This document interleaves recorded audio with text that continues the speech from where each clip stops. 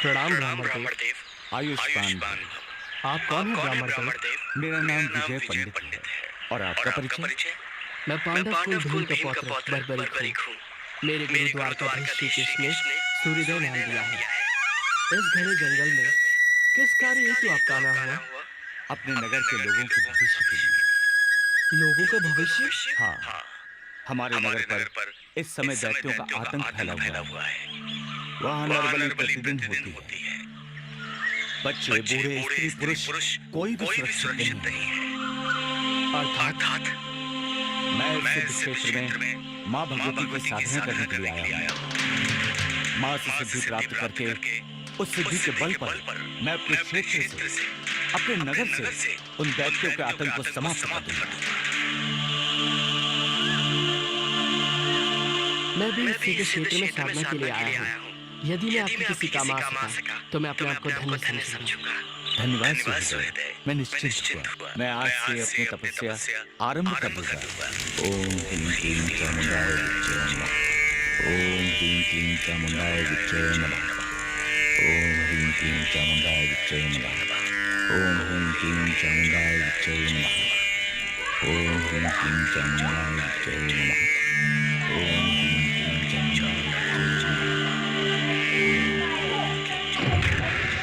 आज इस ब्राह्मण की साधना का अंतिम दिन है। धीरे धीरे हमारी शक्तियां क्षीण होती जा रही है। यदि इसे वो दिव्य शक्तियां प्राप्त हो गई तो हमारे सारे दैत्य मारे जाएंगे। मैं कदापि नहीं होने दूंगा।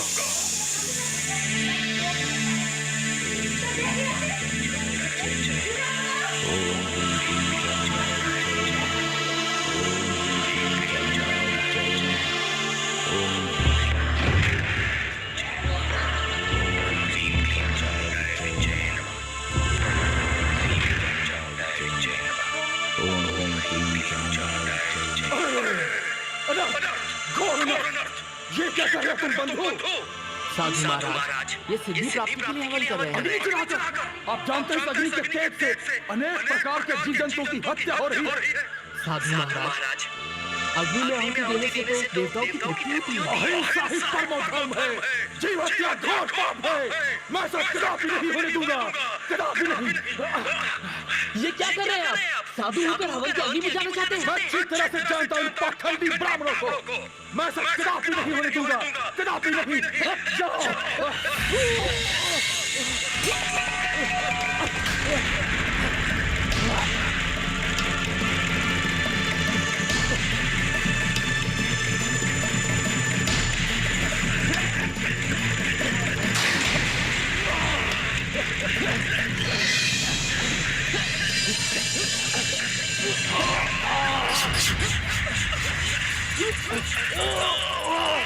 ये साधु नहीं, अवश्य कोई दैत्य है जो नहीं चाहता कि यज्ञ संपूर्ण हो।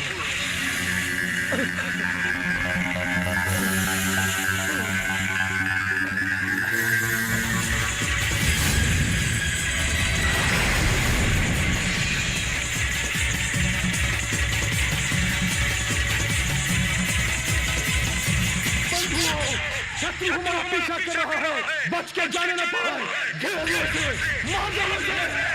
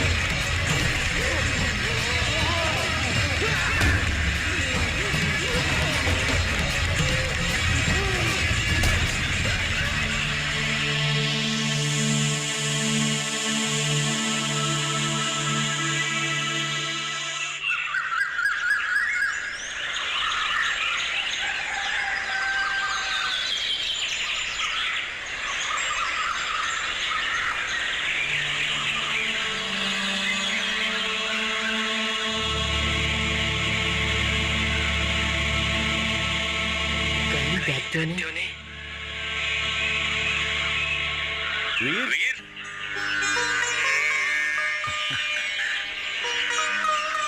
मैं और मेरे नगर निवासी तुम्हारा उपकार जीवन भर नहीं भूलेंगे। आपकी तपस्या पूर्ण हो गई ब्राह्मणदेव। हाँ, मेरी साधना पूर्ण हो गई। देवी माँ ने साक्षात दर्शन देकर मुझे अनुपम सिद्धियां प्रदान की। धन्य है देवी, आप धन्य हैं। अब मैं वापस लौटकर अपने नगर और नगर निवासियों की रक्षा कर सकूंगा। अवश्य ब्राह्मणदेव। देवी माँ का आशीर्वाद आपके साथ है। जो सच्चे मन से देवी माँ की पूजा आराधना करते हैं, माँ उन पर सदा कृपा बरसाती है। तुम्हारे सहयोग के बिना ये संभव नहीं था। तुम मेरे लिए भगवान बनकर आए हो। लो ये यज्ञ भस्म स्वीकार करो। समय आने पर ये तुम्हारे काम आएगी। ब्राह्मणदेव, मैंने कुछ पानी के प्रयोजन से आपकी सहायता नहीं की थी। इसे आप अपने पास रख लीजिए। आपको प्रसन्न पाकर मैं भी प्रसन्न हूँ। तुम्हारे उपकार का मैं सदैव ऋणी रहूंगा। ब्राह्मणदेव, निष्काम भाव से किसी पर उपकार करना ही साधुता है। जो किसी वस्तु की इच्छा रखकर उपकार करे, ऐसी साधुता में क्या रखा है? तुम धन्य हो बर्बरीक। एक ब्राह्मण का आशीर्वाद है। तुम सदा दुर्बलों का सहारा बनो। पुत्र बर्बरीक, प्रणाम माता। पुत्र, इस भस्म को स्वीकार कर लो पुत्र। यदि ये भस्म किसी दुष्ट प्राणी के हाथ लग जाएगा तो अनर्थ हो जाएगा। वो इसका प्रयोग अपने स्वास्थ्य के लिए कर सकता है। तुम इसका दुरुपयोग नहीं करोगे। जैसी आपकी आज्ञा माते। कल्याण हो पुत्र। जो सिद्धियां हमने तुम्हें प्रदान की हैं, केवल वही पर्याप्त नहीं है। अभी तुम्हें शक्ति प्राप्त करना शेष है। मेरे लिए क्या आज्ञा है माते? भगवान शिव की आराधना करो पुत्र। वही तुम्हें शक्ति प्रदान करेंगे। हमारा आशीर्वाद सदैव तुम्हारे साथ है।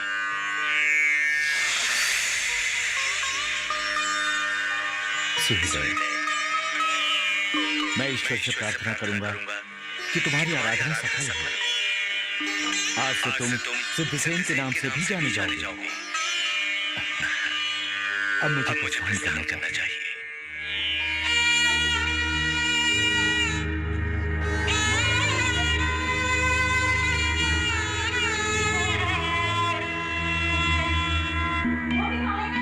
जी भ्राताश्री, पांचाली तो सचमुच थक चुकी है और मेरे अनुज भी। अब तुम मछली होने का कर्तव्य निभाओ और जाकर देखो आसपास कोई जल की व्यवस्था या विश्राम करने का उचित स्थान है या नहीं। और हाँ, शीघ्र लौटना भीम, क्योंकि 12 बरस की वनवास की अवधि अब समाप्त होने को है और दुर्योधन के सैनिक हमें सियार की भांति सूंघते कर रहे हैं। जो आज्ञा भ्राताश्री।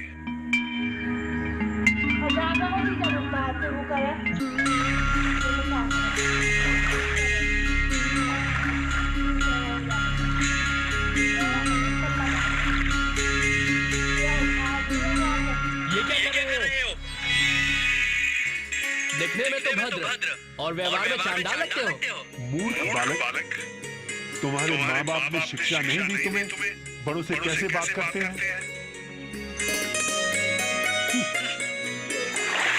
जाओ और अपने माता पिता से पूछ कर आओ कि इस ताल को गंदा करके तुम कौन सा अच्छा काम कर रहे हो।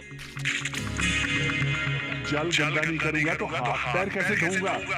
शीघ्र ही इस ताल से निकलो। इस ताल से मैं देवी के स्नान के लिए जल लेता हूँ और तुम इसे गंदा कर रहे हो। जल का उपयोग नहाने धोने और शरीर की गंदगी दूर करने के लिए होता है। मंदबुद्धि, वो जल बहती धारा का होता है जहाँ गंदगी रुकती नहीं। ये ताल है, नदी नहीं। तुम यहाँ से निकलो, अन्यथा मैं अपनी सभ्यता की सीमा लांघ जाऊंगा। मैं नहीं जाऊंगा तो क्या कर लोगे? अभी बताता हूँ।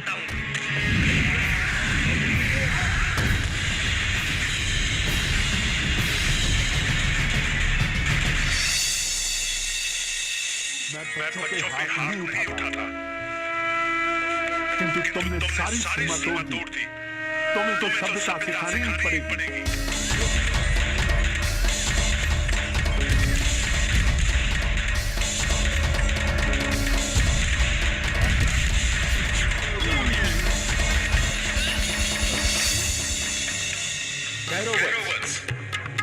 ये तुम क्या कर रहे हो? प्रभु, इसने पूजा का जल अपवित्र किया है। मैं इसे दंड दूंगा। ऐसा मत करो। ये महाबली भीम तुम्हारे दादा? मेरे दादाश्री भीम? हाँ।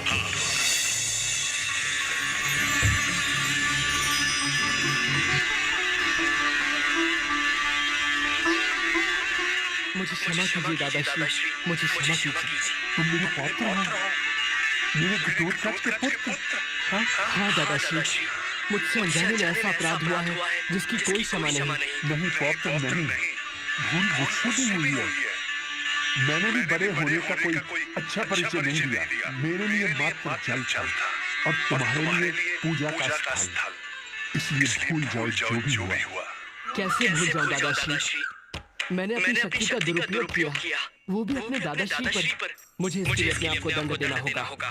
नहीं पौत्र नहीं, मैंने तुम्हारा बाल्यकाल नहीं देखा। हर पौत्र बाल्यकाल में अपने दादा पे हाथ उठाता है। मन मैला न करो पौत्र। हमारा मिलना शायद इसी प्रकार लिखा था।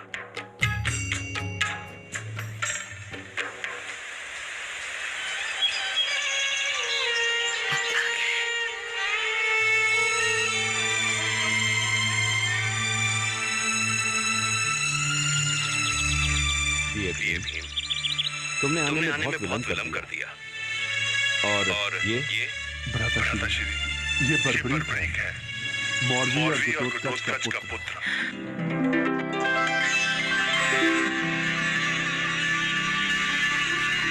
और बर्बरीक, ये तुम्हारे बड़े दादा युधिष्ठिर, दादा अर्जुन, नकुल सहदेव और तुम्हारी दादी द्रौपदी।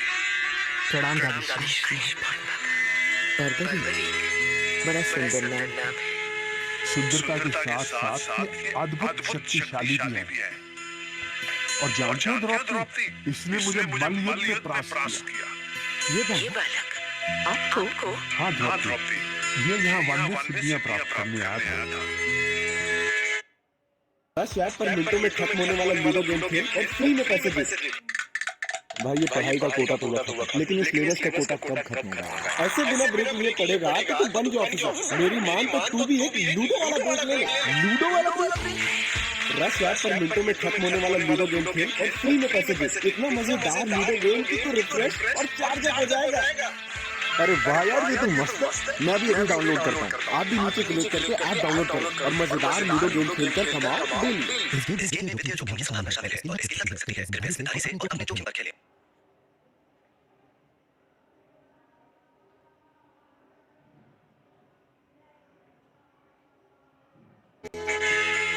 और मेरी से भेंट हो गई। पुत्र बर्बरी, तुम्हारी दादी श्री हिडिंबा, माताश्री और पिताश्री कैसे हैं? दादाश्री, जब से मैं श्री कृष्ण से शिक्षा प्राप्त करके निकला हूँ तब से उनके दर्शन नहीं हुए।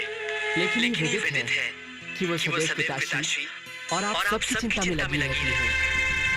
घोड़े के टापों की आवाज।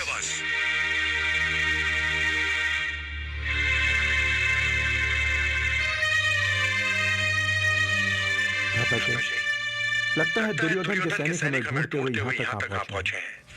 हमारा वनवास तो समाप्त हो चुका है, अब हमारा अज्ञातवास शुरू हो। कदाचित तुम्हारा कथन सत्य है अर्जुन, और यदि उन्होंने हमें ढूंढ निकाला तो एक बार फिर हमें 12 बरस का वनवास और 1 बरस का अज्ञातवास सहना होगा। वो आपको नहीं ढूंढ पाएंगे दादाश्री। ये बर्बरीक आपके पौत्र का वचन है।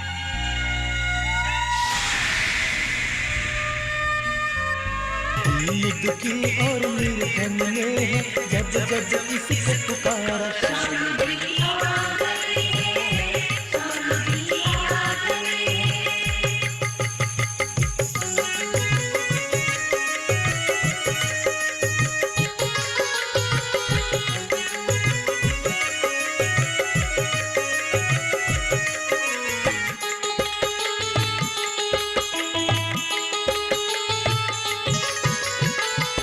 जैसी हो जिसकी भावना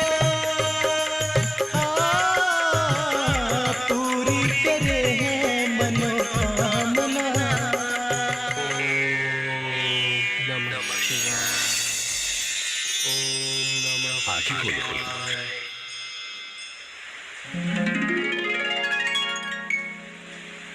प्रणाम प्रभु। कल्याण, हम तुम्हारी आराधना से अति प्रसन्न हैं पुत्र।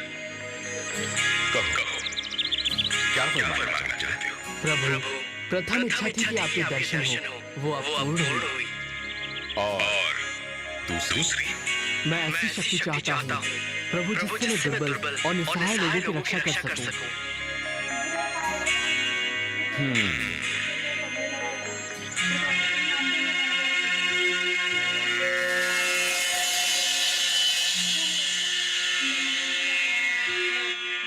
इन्हें स्वीकार करो पुत्र, ये बाण बहुत अटूट बाण है।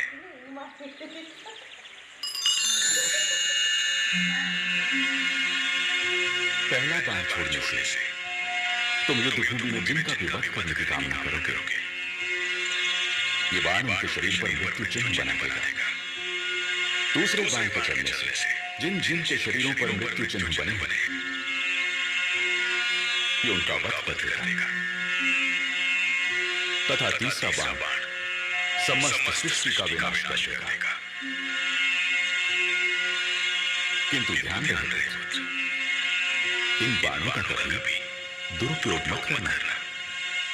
स्मरण रहे, तुम सदैव दुर्बल का साथ दोगे, हाय का सहारा बनोगे। जो आज्ञा प्रभु।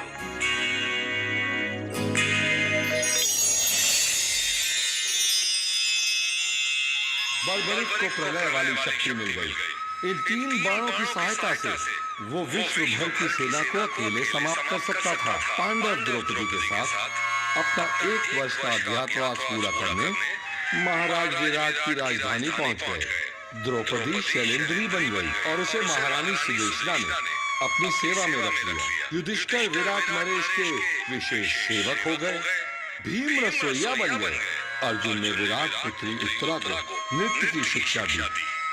नकुल अश्वशाला की देखभाल करने लगे और सहदेव ने चरवाहे का कार्य किया। अज्ञातवास समाप्त होते ही पांडवों का दूत बनकर श्री कृष्ण कौरवों के पास गए, परंतु दुर्योधन ने उनकी बात नहीं मानी। युद्ध होगा बड़े भैया, अवश्य होगा। युद्ध को टालने का मेरा अंतिम प्रयास, मेरा शांति प्रस्ताव विफल हो गया। मामा शकुनी के दूत के पास अब जुए के विषाद से निकलकर नरसंहार का नृत्य कर रहे हैं। हस्तिनापुर नरेश धृतराष्ट्र ने नेत्रहीनता को अपना रक्षा कवच बना लिया और पुत्र मोह के कारण वो अपना राजधर्म भूल चुके हैं।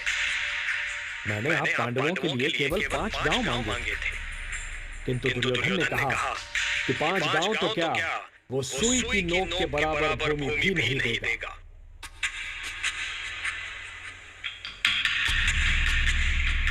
हे केशव, सत्ता और शक्ति के मध्य में चूर।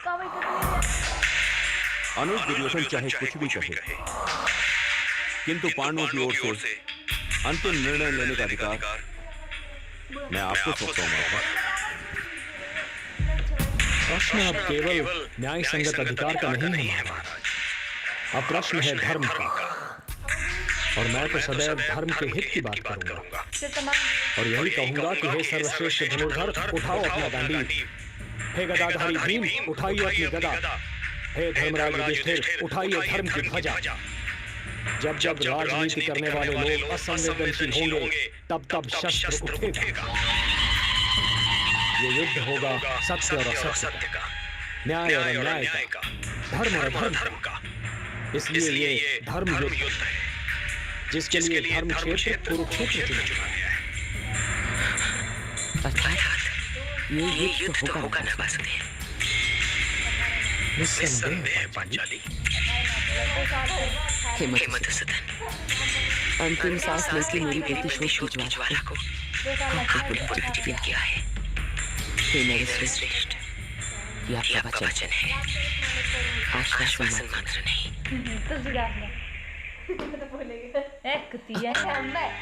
नारी के सम्मान को तार तार होते देखा है आपने। हे दीनानाथ, आपने मेरी लाज झटकी। इन खुली केशों के साथ यदि मैं चिता तक जाती तो मेरा स्थान नरक में निश्चित था। कृष्ण, तुम्हारे रूप में समस्त नारी जाति का अपमान करने वालों को चिता भी नहीं मिलेगी। उनके शवों पर विलाप करने वाला कोई नहीं होगा। हम देखते हैं कुमार बर्बरीक की, कुमार बर्बरीक की, कुमार बर्बरीक की, कुमार बर्बरीक की, कुमार बर्बरीक की, कुमार बर्बरीक की।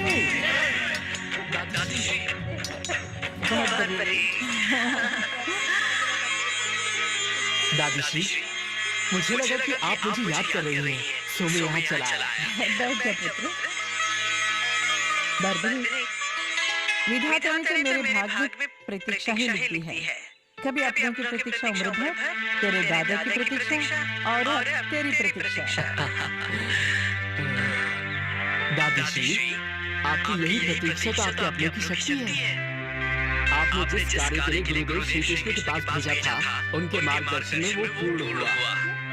आज आपके बर्बरीक को संसार की बड़ी से बड़ी शक्ति भी चुनौती नहीं दे सकती। पुत्र बर्बरीक,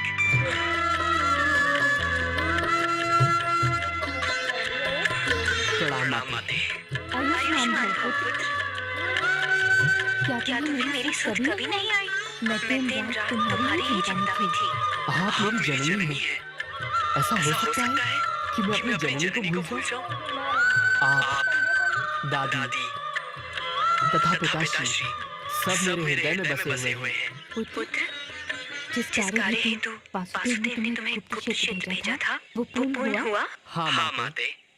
गुरुदेव के आशीर्वाद से देवी ने प्रकट होकर मुझे सिद्धियां प्रदान की। धन्य है माता। दादी, वंदे मेरी दादाश्री, दादी द्रौपदी तथा समस्त पांडवों से भेंट हुई। अच्छा, तो तुम्हें उनके दर्शन प्राप्त हुए? हाँ दादी श्री, वो कह रहे थे कि उनका व्यापार चल रहा है। यदि किसी ने उन्हें देख लिया तो उन्हें फिर से वनवास जाना पड़ेगा। हाँ पुत्र, अज्ञातवास के पश्चात भी कौरवों ने पांडवों को नहीं स्वीकारा। मैं समझा नहीं दादी श्री। राजपाट की लड़ाई में पांडव कौरवों में लड़ाई छिड़ गई है। छल बल कौरवों का धर्म है, पांडवों का सत्य धर्म है। कृष्ण शांतिदूत बनकर मध्यता करने गए, किंतु दुर्योधन ने उनकी एक न सुनी। ये तो अन्याय है। युद्ध की तैयारी हो चुकी है। इधर केवल 5 पांडव, तेरे पिता और श्री कृष्ण हैं। निश्चित रूप से विजय कौरवों की होगी, क्योंकि उनके पास अपार सेना है। मेरे होते ऐसा कदापि नहीं हो सकता। यदि कौरव सारे विश्व से एक विशाल सेना भी इकट्ठी कर ले, उनके पास मेरे इन बाणों का सामना करने का साहस नहीं है। पुत्र, तू एक बालक है। इतने बड़े योद्धाओं के समक्ष तू अकेला क्या कर सकेगा? माते, भगवान शिव से मुझे शक्तियाँ प्राप्त हुई हैं। वरदान के स्वरूप मेरे पास 3 अमोघ बाण हैं। जो किसी भी शत्रु को एक पल में समाप्त कर सकते हैं। मुझे युद्ध क्षेत्र में जाने की आज्ञा दीजिए माताश्री। किंतु पुत्र, माते, मैं केवल वहां जाकर युद्ध देखूंगा। मैंने देवी सिद्धंबिका तथा भगवान शिव को वचन दिया है कि जो पक्ष कमजोर सिद्ध होगा मैं केवल उसी की सहायता करूंगा। मेरे ये बाण केवल हारने वाले पक्ष के लिए चलेंगे। मौर्य, इसे मत रोको। आज पांडव कुल को इसकी आवश्यकता है। जाओ पुत्र, युद्ध कराओ और इतिहास बनाओ। सदा हारे का सहारा बनो। युद्ध की और मेरे धन में है, जब जब इससे पुकारा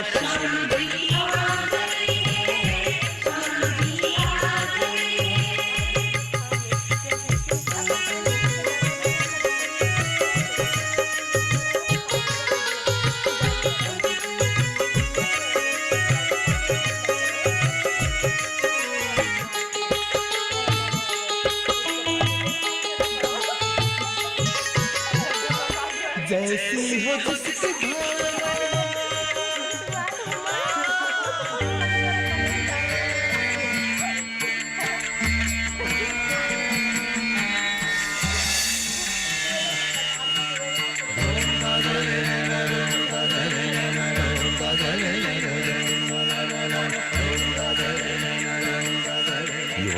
पता नहीं तुम मित्र हो या शत्रु, किंतु वीरता तुम्हारे अंग अंग से झलकती दिखाई पड़ती है। तुम यहाँ किस पक्ष को अपना समर्थन देने आए हो? मैंने कोई निर्णय नहीं लिया है। इस समय तो मैं युद्ध को निकट से देखने की अनुमति लेने आया हूँ। वो तो तुम्हें सरलता से प्राप्त हो जाएगी युवक। ये धर्म युद्ध है। कोई भी योद्धा बिना दबाव के किसी भी पक्ष को अपना समर्थन दे सकता है। विचार करने की बात तो मात्र ये है कि कौन सा पक्ष धर्म, कौन सा अधर्म की ओर है। सुना है इस युद्ध में इतने महारथ इकट्ठा हो रहे हैं जो पहले कभी नहीं हुए। सत्य है युवक, केवल ये बताओ कि तुम अपना समर्थन किस पक्ष को दोगे? मैं तो सदैव निर्बल के पक्ष में हूँ। मैं पराजित का मित्र हूँ। ये दैव्य गुण है, मानवीय नहीं। तुम्हारी सेना कहाँ है युवक? मैं स्वयं एक सेना हूँ। मैं अकेला ही युद्ध करके किसी भी सेना को परास्त कर सकता हूँ। तुम्हारा व्यक्तित्व विचित्र है युवक। सत्य तो प्रदर्शन के पश्चात ही होता है। मैं द्रुपद धृष्टद्युम्न पांडव सेना का प्रधान सेनापति तुम्हें अपने क्षेत्र से युद्ध देखने का निमंत्रण देता हूँ। धन्यवाद। मुझे पांडव पक्ष से यही अपेक्षा थी।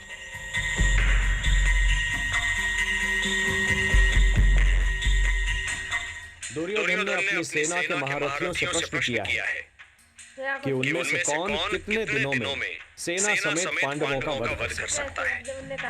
पितामह भीष्म और कृपाचार्य ने 1 मास, द्रोणाचार्य ने 15 दिन, अश्वत्थामा ने 10 दिन तथा कर्ण ने 6 दिनों में युद्ध की समाप्ति की घोषणा की है। आपका तात्पर्य क्या है? यही प्रश्न मैं आप सबसे करना चाहता हूँ कि आप में से कौन कितने दिनों में समस्त कौरव सेना को नष्ट कर सकता है।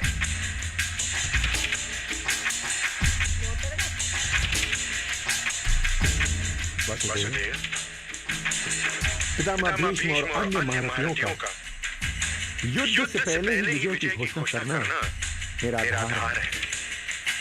और हमारे शिविर में ऐसे ऐसे योद्धा हैं जिन्होंने कभी पराजय का स्वाद नहीं चखा, और यदि चाहें तो अकेले सारे पुरुष सेना का नाश कर सकते हैं। और हे वसुदेव, जहाँ स्वयं आप हैं वहाँ पराजय का तो प्रश्न ही नहीं होता। और फिर भी अगर चित्त की शांति के लिए आप जानना चाहते हैं तो सुनिए वसुदेव, महादेव की सौगंध, जब मेरे बाणों की वर्षा होगी तो अग्नि बरसेगी, और वो अग्नि कुरुसेना सेनापतियों को यूं जलाकर भस्म कर देगी जैसे विषम ऋतु किसी भी घाट को जलाकर राख कर देती है।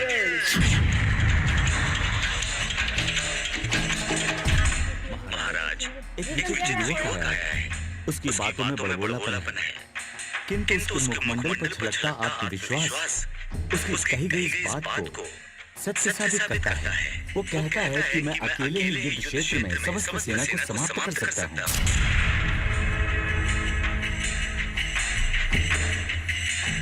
ये तो किसी पागल का प्रलाप लगता है। युवक है, युद्ध की बात करता है। चल चल देख तो लो उसे।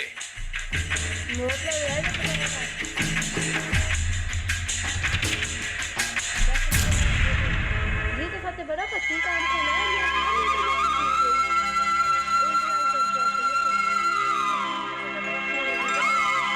युवक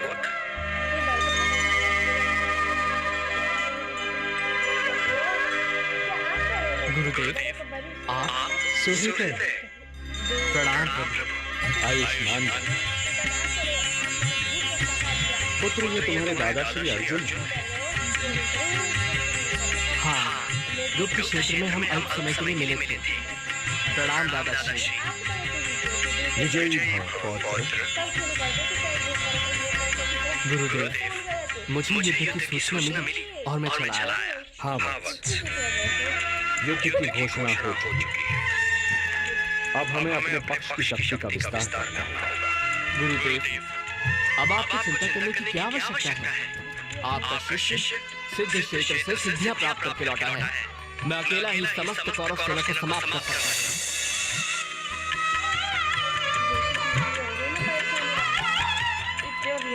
हूँ। गुरुदेव, ये है मेरी साधना का प्रसाद जो मुझे देवी सिद्धांबिका और भगवान शिव ने दिए हैं।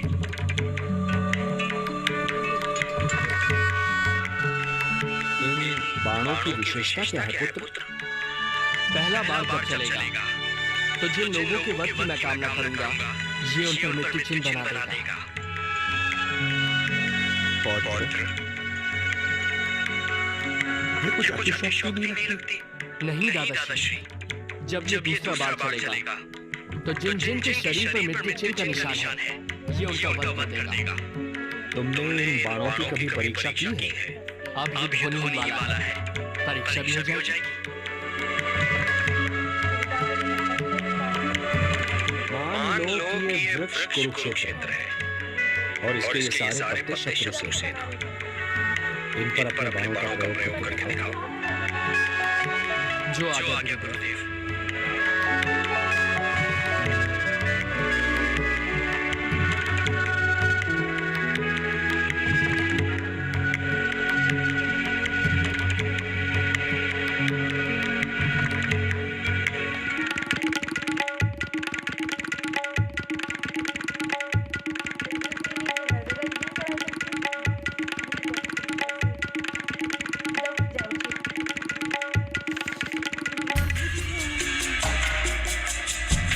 वृक्ष के सारे पत्ते मेरे लक्ष्य पर हैं गुरुदेव।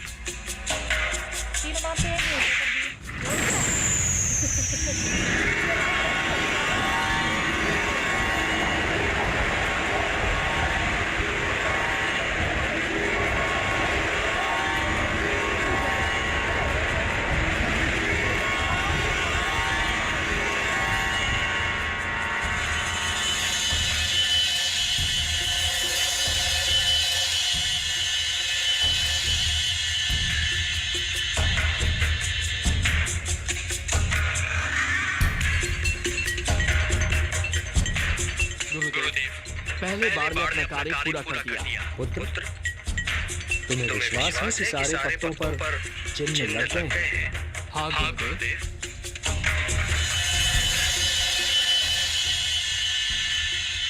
गुरुदेव, अब मेरे दूसरे बाण को छोड़ने से जितने पत्तों पर चिन्ह हैं, वो भूमि पर गिर जाएंगे।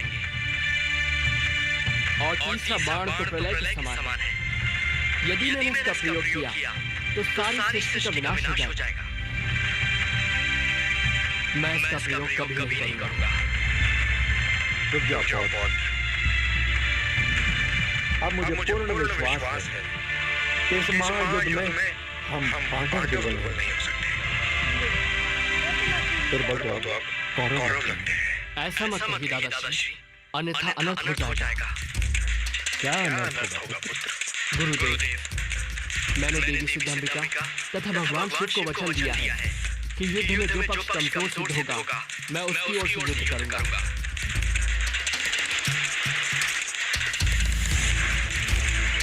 तो इसका अर्थ ये हुआ कि बीच युद्ध में भी आप हमारे शत्रु का पक्ष ले सकते हो। हाँ दादाश्री, यदि युद्ध में कौरव पक्ष कमजोर सिद्ध हुआ तो देवी को दिए वचन के अनुसार मुझे उनकी ओर से ही युद्ध करना पड़ेगा। चलो विश्राम करो। क्षमा करें कुरुदेव, मैंने निर्णय लिया कि युद्ध क्षेत्र से बाहर रहकर ही युद्ध देखूंगा।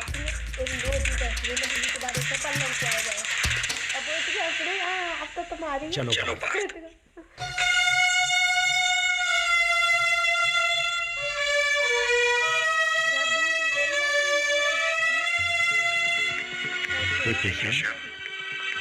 हे जनार्दन, इस युद्ध में तो हमारी विजय निश्चित है। निस्संदेह, किंतु जो मैं अभी सुनकर आ रहा हूँ उसका अर्थ यह है कि पहले हमें पराजय की सीमा तक पहुंचना होगा, और पराजय का अर्थ है पांडवों में से 2-3 की मृत्यु और पांडव सेना का विनाश। मैं कुछ समझा नहीं। पार्थ, यदि हम कौरव सेना का नाश कर दें और विजय की ओर चलें तो बर्बरीक अपने 2 ही बाणों से अपने विजय उल्लास को पराजय में बदल देगा।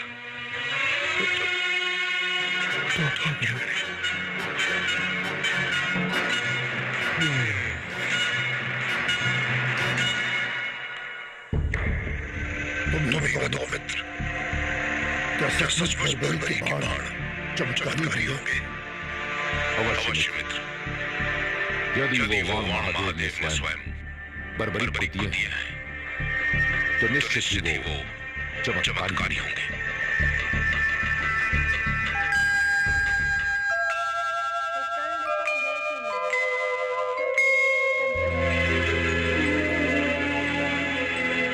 बर्बरी को युद्ध से हटाना होगा, अन्यथा युद्ध की दिशा बदल देगा। ये धर्म युद्ध है, धर्म को बचाने हेतु अब यही एक विशेष है।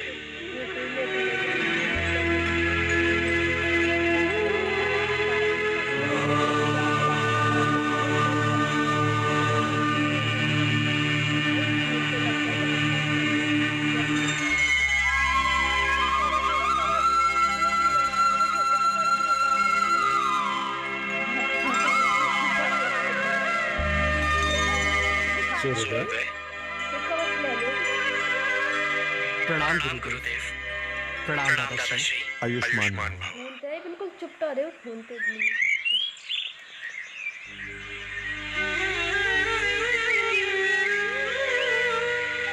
प्रभु, आप शांत क्यों हैं? क्या चिंता है आपको? पुत्र कल से युद्ध शुरू हो जाएगा। देखें, निर्णय किस ओर जाता है। मेरे होते आपकी चिंता करने की कोई आवश्यकता नहीं है। मैं हरा भी तैयार हूँ। यदि कौरवों के पक्ष में युद्ध जाता देखा तो मात्र 2 क्षण में मैं सारे योद्धाओं को समाप्त कर दूंगा। मैं तुम्हारी शक्ति से परिचित हूँ पुत्र, और ये भी जानता हूँ कि तुम्हारी हम में अनन्य भक्ति है। किंतु क्या प्रभु? पुत्र, आज शुक्ल फाल्गुन द्वादशी है। आज की महिमा दुगनी हो जाती है। किंतु मुझे बताइए प्रभु, मैं आपके दिए हर आदेश का पालन करूंगा। वत्स सूर्योदय, युद्ध से पूर्व चंडी एक बलि चाहती है, और बलि उसी की चढ़ाई जाएगी जो अत्यधिक बलशाली होगा। इसमें चिंता किस बात की है प्रभु? चिंता इस बात की है वत्स कि इस पृथ्वी पर 3 ही ऐसे वीर हैं जिनकी बलि स्वीकार होगी। मैं, तुम या अर्जुन। नारायण नारायण।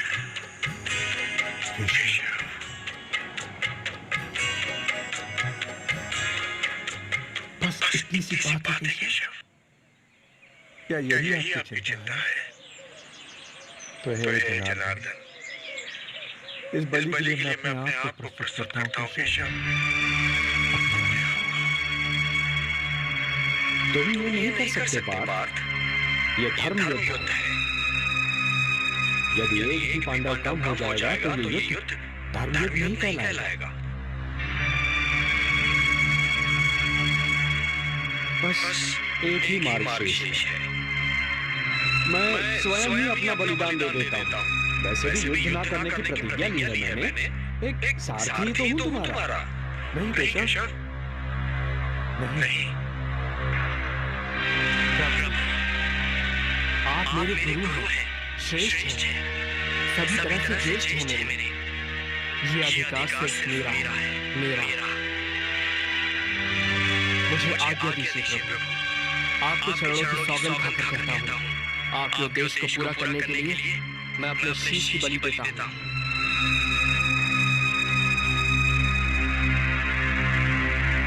प्रभु, ये कार्य करने से मेरे वंश की कीर्ति बढ़ेगी। ये सौभाग्य मैं अपने हाथों से नहीं जाने दूंगा प्रभु।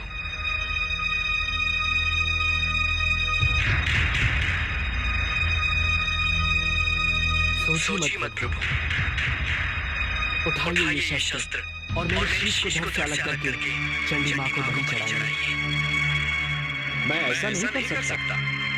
यदि मैंने ऐसा किया तो ये बलिदान नहीं होगा, हत्या होगी।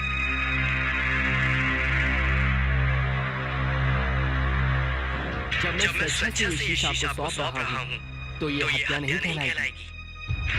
धर्म ये कहता है वत्स कि बलिदानी स्वयं दान दे। यदि मैं ऐसा करता हूँ तो वो हत्या ही कहलाएगी।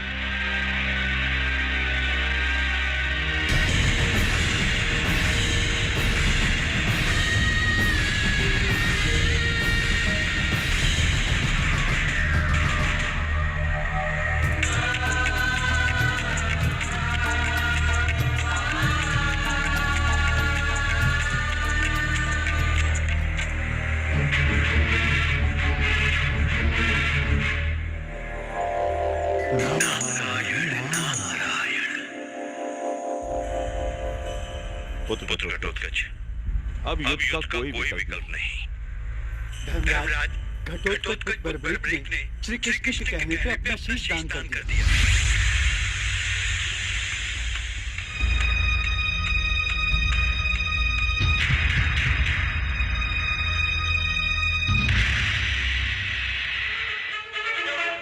उन बाणों की सत्यता की परीक्षा तो स्वयं वासुदेव ने ली है। इसमें तनिक भी संदेह नहीं कि वे बाण क्षण में पूरे युद्ध को समाप्त कर सकते हैं।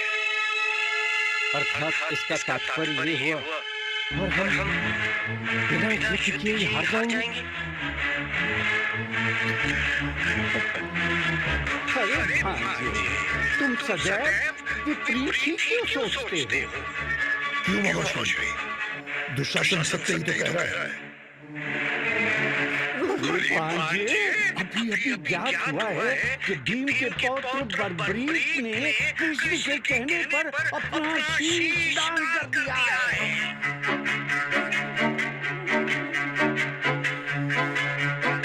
अर्थात भांजो, बर्बरीक की मृत्यु हो चुकी है। अब उसके युद्ध करने का प्रश्न ही उत्पन्न नहीं होता। भीम और पांडव सारे शोकाकुल हैं।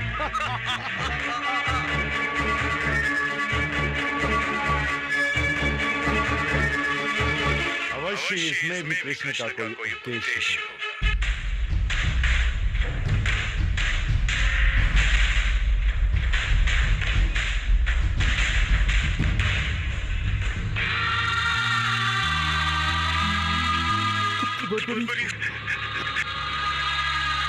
पौत्र ये तूने क्या किया?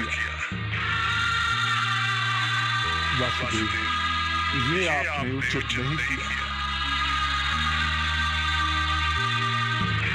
अब मैं हिडिंबर मौर्य को क्या उत्तर दूंगा?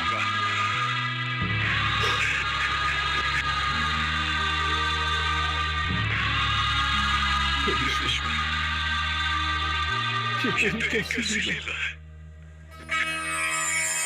कौन सा पाप किया था?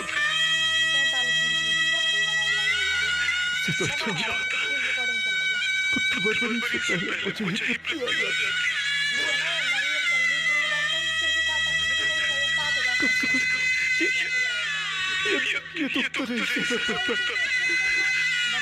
ये आपने क्या किया वफा? और इसके पीछे आपका क्या उद्देश्य है? बोलिए ना कैसे?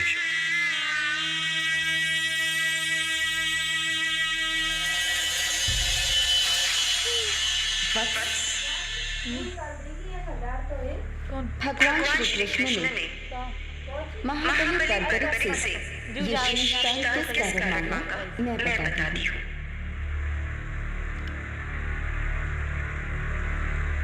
ब्रह्मा के द्वारा भ्रमण करने पर इन्हें श्राप दिया गया कि अगले जन्म में जब पृथ्वी पर धर्म की रक्षा के लिए युद्ध होगा, तब श्री कृष्ण के द्वारा इन्हें मोक्ष प्राप्त होगा और वे ही इनकी मृत्यु का कारण बनेंगे। इसलिए इसमें श्री कृष्ण का कोई दोष नहीं। आपको श्री कृष्ण पर कोई दोष नहीं लगाना चाहिए। हे केशव, मुझे क्षमा करें, क्षमा करें।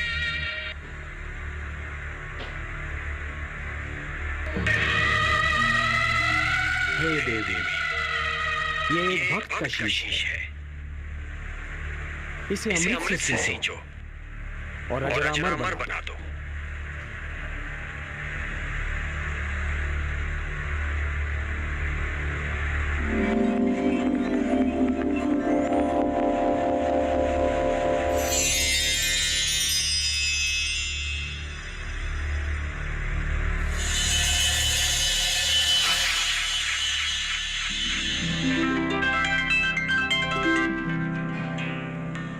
प्रणाम प्रभु।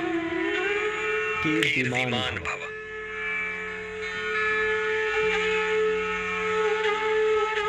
पुत्र बलबरीक, तुम्हारे त्याग, साधना और तुम्हारे इस महान शीशदान ने तुम्हें नर से नरश्रेष्ठ बना दिया है। तुम जैसा महात्मा केवल सृष्टि के कल्याण के लिए आता है। आज मैं तुम्हें अपना वो नाम देता हूँ जो माता यशोदा ने स्वयं मुझे दिया था, श्याम।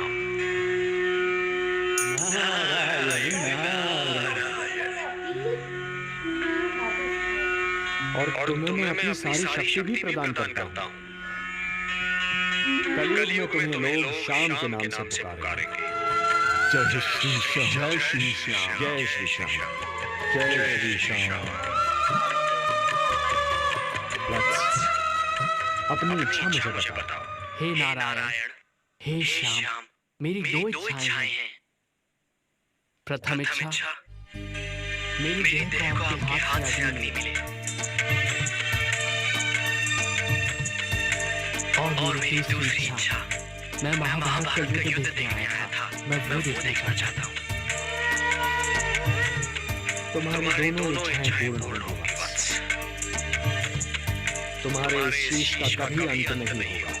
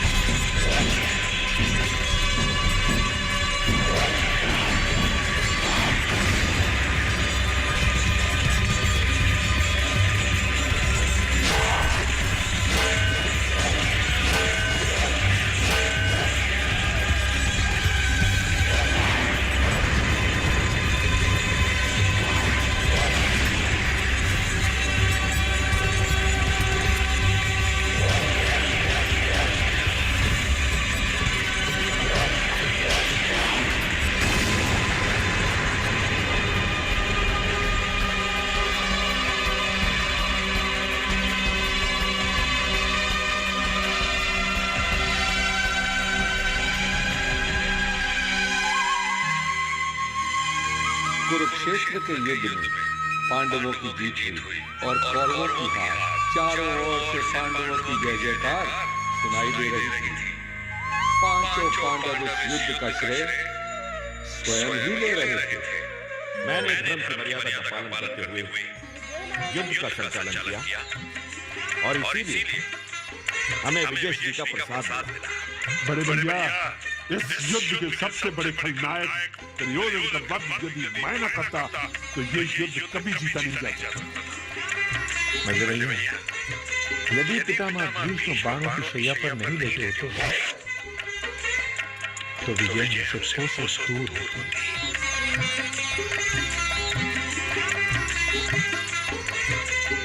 किस बात पर इतना विवाद चल रहा है?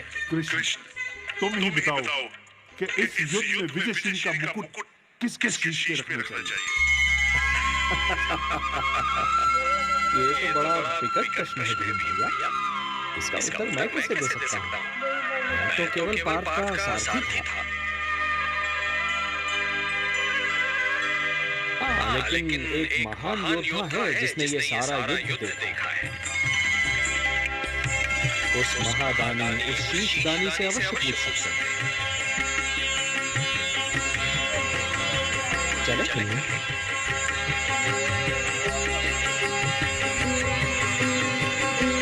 नारायण नारायण।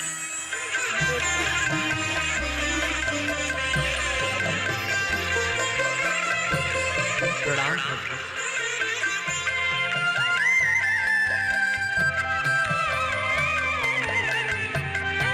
हे शीशदानी, तुमने महाभारत युद्ध देखा? हाँ नारायण, संपूर्ण देखा। तुम्हारे ये पांचों पितामह इस बात पर विवाद कर रहे हैं पुत्र कि इस युद्ध में विजय किसके कारण प्राप्त हुई।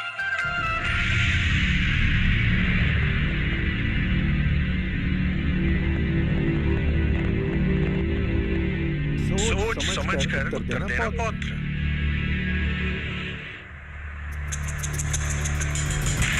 ना जाने किस आधार पर आप सब अपने आप को इस युद्ध का नायक मान रहे हैं। आप बड़े दादा धर्मराज युधिष्ठिर, आपने असत्य भाषण करके अपने गुरु द्रोणाचार्य का वध कर दिया। मेरे पितामह भी, आपने गदा युद्ध के नियमों का उल्लंघन करके दादा दुर्योधन का वध किया। गांधीधारी आपने तो युद्ध से पूर्व ही गांधी फेंक दिया था।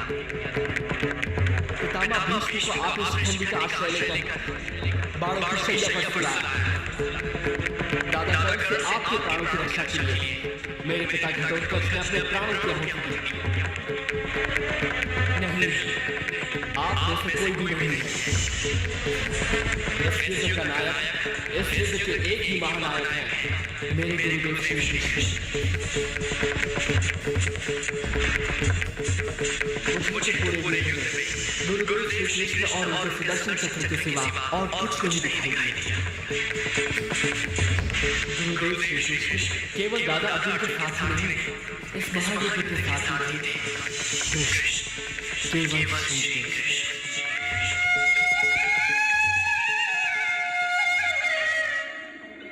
हे वासुदेव, हे केशव, हमें क्षमा कीजिए। अहंकार विवेक का शत्रु होता है। हे केशव, युद्ध में यदि आप हमारे साथ न होते तो कदापि हमें विजय प्राप्त न होती। हे शीशदानी, इस युद्ध में अन्यायी कौरवों को दंड दिया, पांडवों को हस्तिनापुर का राज्य दिया, मानवता को शांति दी। किंतु इस युद्ध में तुम्हें क्या दिया पुत्र? हे नारायण, ये आप भली भांति जानते हैं। मुझे अपने कर्म का कोई पुरस्कार नहीं चाहिए। हे निष्काम कर्मयोगी, तुम्हारे कर्म का पुरस्कार तो मैं तुम्हें दूंगा। कलयुग में तुम मेरे ही नाम से जाने जाओगे और मेरी सारी शक्तियां तुम में निहित होंगी। जो भी मनुष्य तुम्हारी पूजा करेगा उसकी सारी मनोकामनाएं पूर्ण होंगी। मेरे लिए क्या आज्ञा है प्रभु? कलयुग का प्रसार बढ़ते ही तुम खाटू नाम के स्थान पर प्रकट हो जाओ। वहाँ की भूमि अत्यंत पवित्र और पावन है। खंडेला का राजा अत्यंत धार्मिक प्रवृत्ति का है। जब तक ये पृथ्वी है, जब तक सूर्य चंद्रमा है, जब तक ये सारे नक्षत्र हैं, तुम लोगों के लिए पूजनीय और वंदनीय होगे। तुम्हारे शीश की पूजा होगी पुत्र। तुम शाम नाम से जाने जाओगे और हारे का सहारा बनोगे। ओम नमो भगवते वासुदेवाय। मर जा।